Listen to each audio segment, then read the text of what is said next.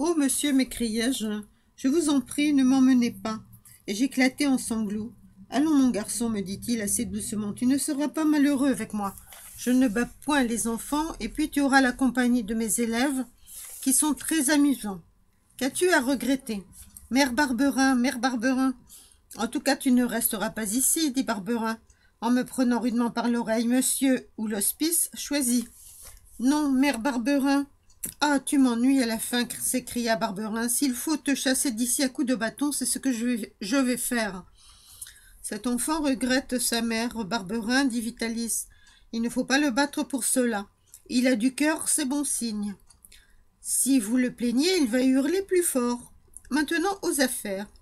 Disant cela, Vitalis étala sur la table 8 pièces de 5 francs que Barberin, en un tour de main, fit disparaître dans sa poche. « Où est le paquet » demanda Vitalis. « Le voilà » répondit Barberin en montrant un mouchoir de cotonnade bleue, noué par les 4 coins. Vitalis défit ses nœuds et regarda ce que renfermait le mouchoir. Il s'y trouvait 2 chemises et un pantalon de toile. « Ce n'est pas de cela que nous étions convenus, » dit Vitalis. « Vous devez me donner ces affaires. Je ne trouve là que des guenilles. Il n'en a pas d'autres. » Si j'interrogeais l'enfant, je suis sûre qu'il dirait que ce n'est pas vrai, mais je ne veux pas disputer là-dessus. Je n'ai pas le temps, il faut se mettre en route. Allons, mon petit, comment se nomme-t-il?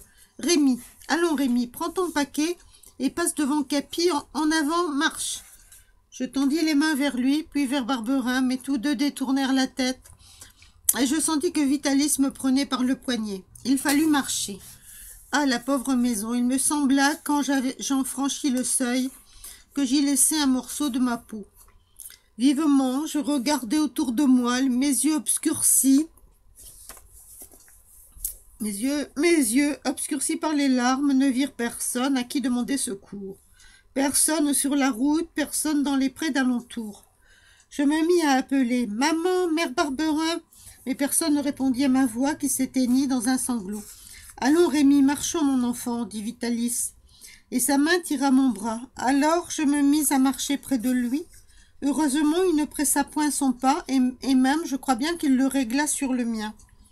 Le chemin que nous suivions s'élevait en lacets le long de la montagne, et à chaque détour, j'apercevais la maison de Mère Barberin qui diminuait.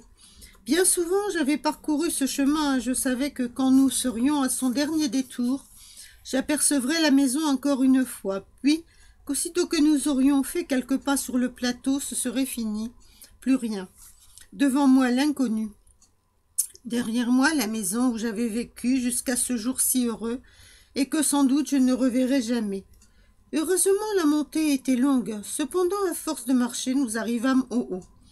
Vitalis ne m'avait pas lâché le poignet. « Voulez-vous me laisser reposer un peu ?» lui dis-je. « Volontiers, mon garçon. » Et pour la première fois, elle desserra la main. Mais en même temps, je vis son regard se diriger vers Capi et faire un signe que celui-ci comprit. Aussitôt, comme un chien de berger, Capi abandonna la tête de la troupe et vint se placer derrière moi. Cette manœuvre acheva de me faire comprendre ce que le signe m'avait déjà indiqué. Capi était mon gardien. Si je faisais un mouvement pour me sauver, il devait me sauter aux jambes. J'allai m'asseoir sur le parapet gazonné et Capi me suivit de près. Assis sur le parapet, je cherchais de mes yeux obscurcis par les larmes la maison de Mère Barberin. Au-dessous de nous descendait le vallon et que nous venions de remonter, coupé de prés et de bois. Puis, tout au bas, se dressait isolée la maison maternelle, celle où j'avais été élevée. Elle était d'autant plus facile à trouver au milieu des arbres qu'en ce moment même une petite colonne de fumée jaune sortait de sa cheminée et montant tout droit dans l'air tranquille s'élevait jusqu'à nous. Malgré la distance et la hauteur à laquelle nous nous trouvions, les choses avaient conservé leurs formes nettes et distinctes, diminuées, rapetissées seulement. Sur le fumier, notre poule, la dernière qui resta, allait de ça et de là. Au bout de la maison, je voyais le poirier au tronc crochu que pendant si longtemps j'avais transformé en cheval. Tout était là à sa place ordinaire, et ma brouette et ma charrue, faites d'une branche torse, et la niche dans laquelle j'élevais des lapins quand nous avions des lapins, et mon jardin, mon cher jardin. Encore un pas sur la route, et à jamais tout cela disparaissait. Tout à coup, dans le chemin qui du village monte à la maison, j'aperçus au loin une coiffe blanche. Elle disparut derrière un groupe d'arbres, puis elle reparut bientôt. Il y a des moments où le cœur voit mieux et plus loin que les yeux les plus perçants. Je reconnus Mère Barberin, c'était elle. J'en étais certain, je sentais que c'était elle. Eh bien, demanda Vitalis, nous mettons-nous en route. Oh, monsieur, je vous en prie. C'est donc faux ce qu'on disait, tu n'as pas de jambes. Pour si peu déjà fatigué, cela ne nous promet pas de bonne journée. C'était Mère Barberin, c'était sa coiffe, c'était son jupon bleu, c'était elle. Elle marchait à grands pas comme si elle avait hâte de rentrer à la maison.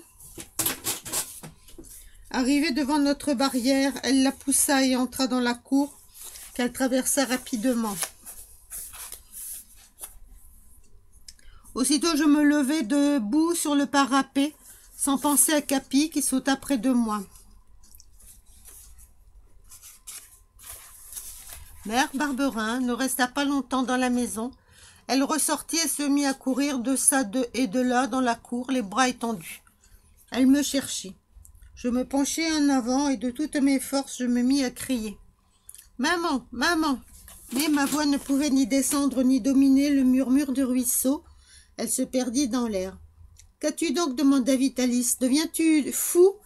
Sans répondre, je restai les yeux attachés sur Mère Barberin, mais elle ne me savait pas si près d'elle, et elle ne pensa pas à lever la tête. Elle avait traversé la cour, et revenue sur le chemin, elle regardait de tous côtés. Je criai plus fort, mais comme la première fois, inutilement. Alors Vitalis, soupçonnant la vérité, monta aussi sur le parapet. Il ne lui fallut pas longtemps pour apercevoir la coiffe blanche. « Pauvre petit, dit-il à mi-voix. »« Oh, je vous en prie, m'écriai-je, encouragé par ces mots de compassion.